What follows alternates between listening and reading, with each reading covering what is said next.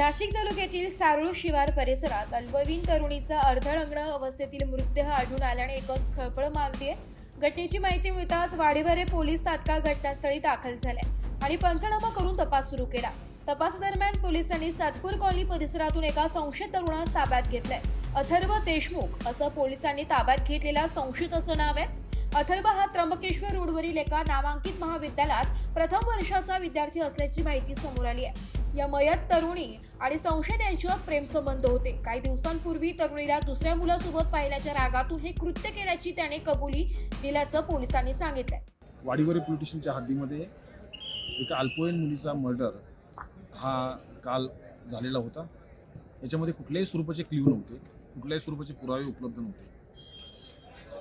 यामध्ये मुलींची identity clear नसल्यामुळे ती आयडेंटिटी एस्टॅब्लिश करण्यासाठी संपूर्ण राज्यामध्ये मेसेज केले गेले. याच्यामध्ये आम्हाला civil line police station Akola या ठिकाणी एक मिसिंग दाखल आहे याची माहिती मिळाली.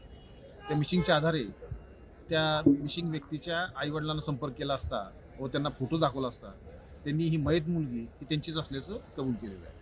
त्याच्यानंतर त्यांना जे संशयित आरोपी वाटत होता त्या संशयित आरोपीचा शोध घेतला असता तो सातपूर हद्दीमध्ये सातपूर कॉलनी या भागामध्ये संशयित पद्धतीने फिरताना रात्री उशिरा सापडला. त्याला विचारपूस केली असता त्यांनी गुन्ह्याची कबूल दिलेली आहे. मयत मुलगी ही त्याची मैत्रीण होती.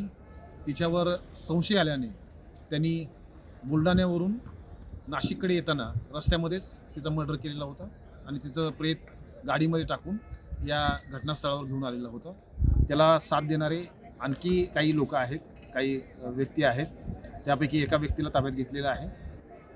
इतर काही साथीदार आहेत का याची माहिती देण्यात येत आहे. सर्व संबंधित जे पुरावे आहेत ते जमा करण्याचं काम सुरू आहे.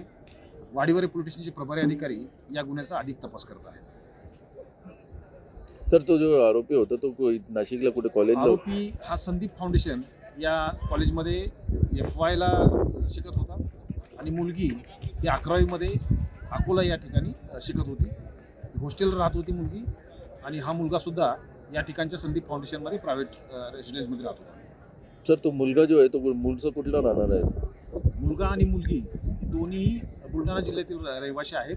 त्यांचे दोघांचे आईवडील हे जवळचे मित्र आहेत अशी प्राथमिकदृष्ट्या माहिती मिळते आहे आणि त्यांनी हे प्रेम प्रकरणातून अशा स्वरूपाचा टोकाचा निर्णय घेतला. या प्रकरणात मुख्य संशयितासह आणखी एकाला पोलिसांनी ताब्यात घेतलंय.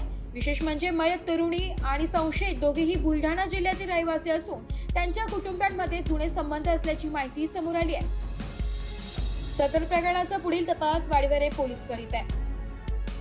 ब्युरो रिपोर्ट, व्हायरल विषय, नाशिक.